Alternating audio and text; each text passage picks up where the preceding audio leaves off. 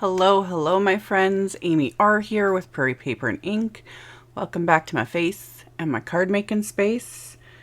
More mushroom cards. Simon Says Stamps, mushroom stems, wafer dies. If you're new here or you just missed them all, I've done many videos using this die set because I love it. I will have a link to the playlist at the end of this video with all the videos I've done so far using it. And this is also for this week's color throwdown challenge. So I went with those colors and yeah, I just had fun with it. This also makes an appearance, one of the new Waffle Flower grip mats. These were just released. I just got them. So I don't have like a dedicated video or anything, and as of right now as well, like as of me filming this I think this is the only one left in stock, hence this is why I used this size. There's multiple sizes. Quick bare bones minimum, because if you've missed all the hoopla about these are photopolymer, like the same material, like the high quality photopolymer that they make clear stamps out of. And yeah, there's already videos out with info on the Waffle Flower YouTube channel, etc. And yeah, you'll be seeing more of these as I get a chance to play with them. But like I said, I'm not going to harp on them right now because pretty much everything is sold out and I just got them. So far I likes it. That's, yeah, you know. So yeah, that's all I have to say at the moment. Just keep watching and I will show you how I made this card. So the first thing that I did was pull that grip mat out of its packaging. And they come with alignment guides that you can choose whether or not you want to use them. If you want the grip mat to grip your work surface, leave off the alignment guide. But I put one on the back of this one. It's going to depend just on my mood, whether or not I actually want it to like cling to my work surface. But for this project, and I'm sure quite often, I won't want it. I want it to cling to what I'm working on, and then I want to be able to just quickly move it out of the way, you know, just pick it up and toss it. So this works for me. So then I put just a piece of cardstock on here and a stencil. And like I said, this is my very first time using this, and you know, I press the stencil around and it does exactly what it says it's gonna do. It's holding that thing in place, and I'm like, oh yeah, I'm already I'm liking it, you know. Again, just stay tuned. I'll be playing with these more.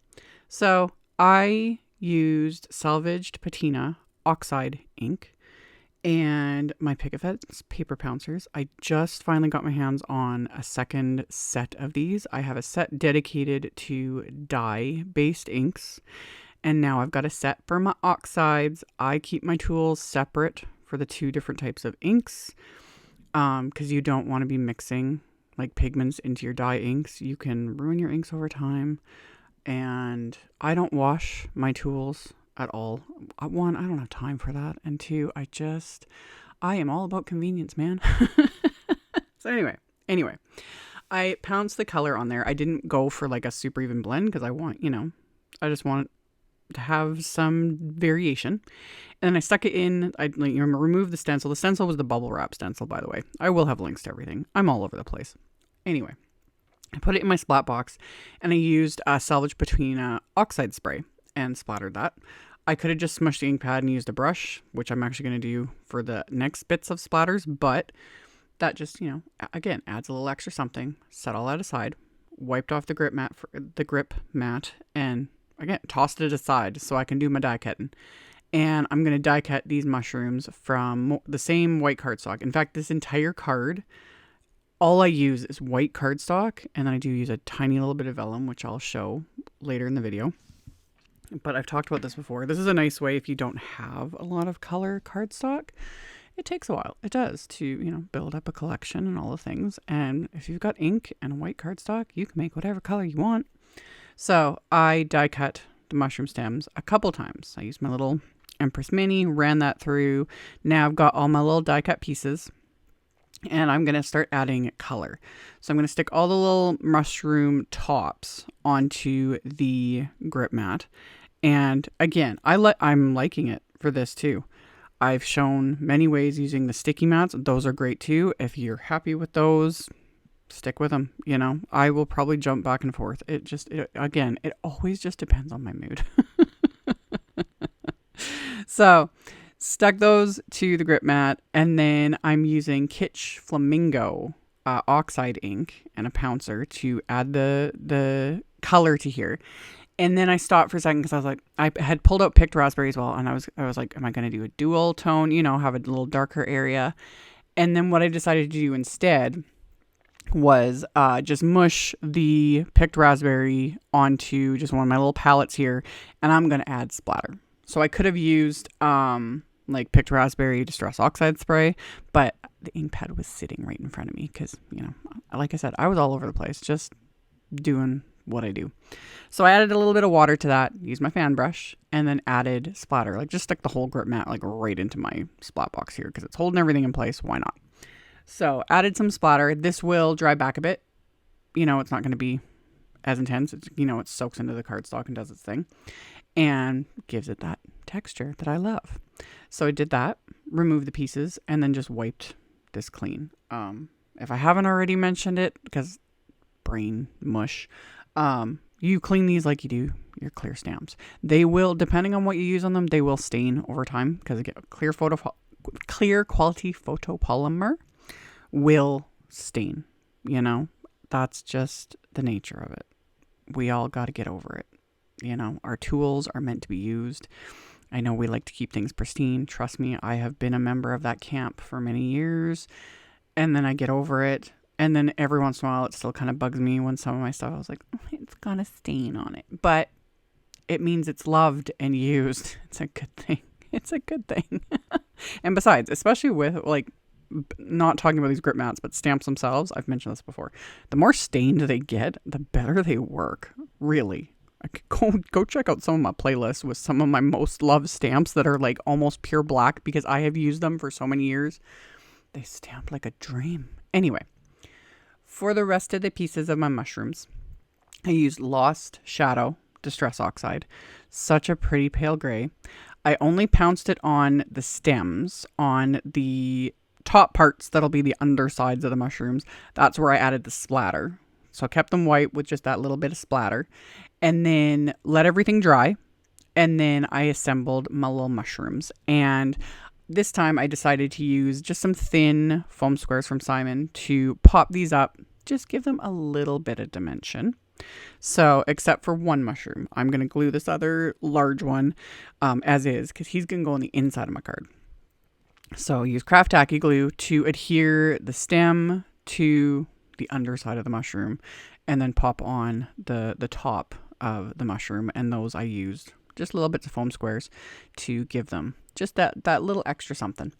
So I went along and assembled all of these little mushrooms, and off camera I had also die cut the sentiment, which is the newer Oh Happy Day sentiment from Simon Says Stamps.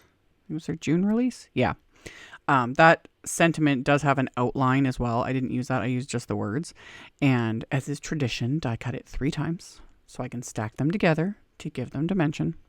So after I die cut them again, just white cardstock, use my craft tacky glue to stack these ones together. And this is a big sentiment. It's going to take up a good little chunk of my card, which just works. So adhered all 3 layers together with the craft tacky glue. And then after I had done that, I used just a scrap of the what leftover white cardstock from die cutting either the sentiments or the mushrooms or whatever. So I used a little leftover scrap, and I also am going to use my Lawn Fawn pearlescent vellum. I have shown this in many videos, but the magic is never lost on it. So it is my go-to for wings, little elements like that, little butterfly, mostly like little winged things that I like to add to my cards because it's so pretty. Lurv. So I use a scrap, like I said, scrap cardstock, and then a little bit of that vellum to die cut another one of my oldie but goodie favorites, the etched Dragonfly wafer die. This has made an appearance in many videos. It is still one of my absolute faves. So the little body I stuck onto the grip mat. I used the Salvaged Patina again, and also just a little bit of peacock feathers oxide ink just to darken it a teeny bit. After I did that, I'm going to adhere those little wings to the body, just using some craft tacky glue. You just add just the teensiest bit possible is all you need, because especially with vellum, like, one, you don't need much, and two, it's so lightweight, and also you don't want glue like oozing out everywhere. So you pop that on. I popped on the second one. It was a little redundant. I used my reverse tweezers to like hold the wings in place. You kind of don't need to with this, but rather be safe than sorry. So once I got him assembled, I've got my cute little dragonfly with his little wings. I love him. I love dragonflies. Anyway, got that adhered. And then on the inside of my card is going to be a top folding A2 white note card. I put it in my mini Misty, placed the large mushroom where I plan to adhere it. And then I'm using a sentiment from the XL Greetings 2 stamp set. This is another oldie but goodie favorite that I have used a bajillion times. So many times. And pulled out the sentiment I wanted to use, lined that up, and that I'm going to ink up with that Salvaged Patina Oxide ink. So I'm going to stamp this a few times because I just didn't ink it up properly. So add a little bit of ink, stamp it, get it to where I want it. We're good to go. So I've got that in place, and then I can adhere my mushroom that I didn't use the foam tape on onto the inside of the card. So I've got that adhered. And then that background that I had stenciled and splattered in the beginning, I am going to trim this down to slightly smaller than my card base, because it originally was just an A2 panel. So I end up trimming it down to like 4 inches by 5 1/4. So trimmed off all the sides there just to give it that little, so the card will kind of give it a little bit of a border. And then I'm going to start assembling all of the things. But before I do that, I decided I was going to leave the sentiment just as is, but then I decided to add more of that Lost Shadow Oxide ink, just kind of giving it a blend. So starting at like the base of it and then letting it fade to white towards the top. And again, it's subtle, but it's there, and you can tell better in real life. Like, this is such a pale gray that I love it. I love it. It's so subtle and it just works. So anyway, after adding that, I'm going to adhere this to the card base. So I adhere the sentiment first, and then I start assembling all my little mushrooms here.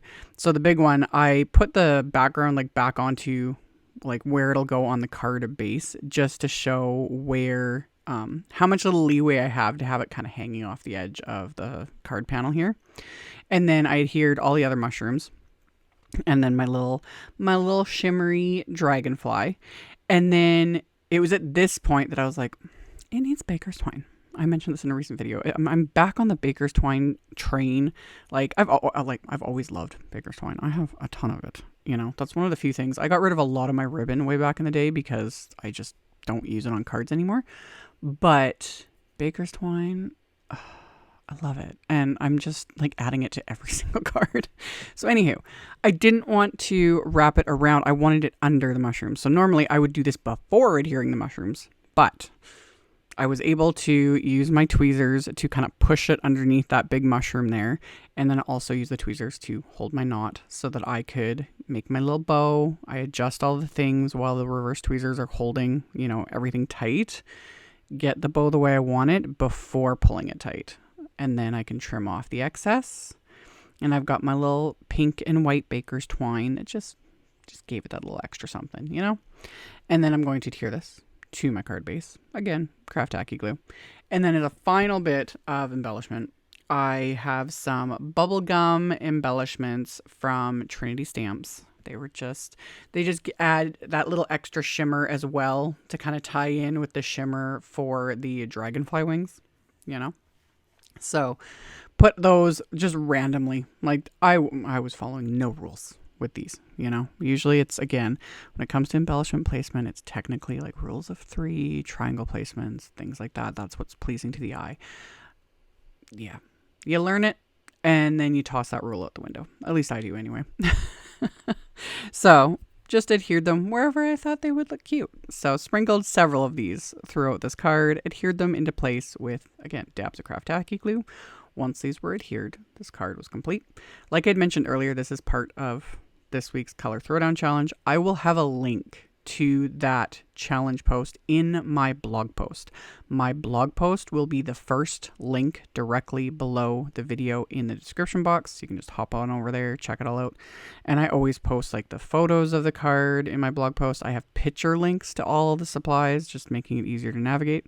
So all you got to do is expand the description box. It'll all be there along with the supply list, clickable links again, links to my social medias, all that stuff. So you can check that out below if you are interested. Thank you all so very much for taking the time to watch my videos, for thumbs upping, commenting, subscribe if you haven't. I'd love to have you. And I will see you all very soon in the next one. Bye.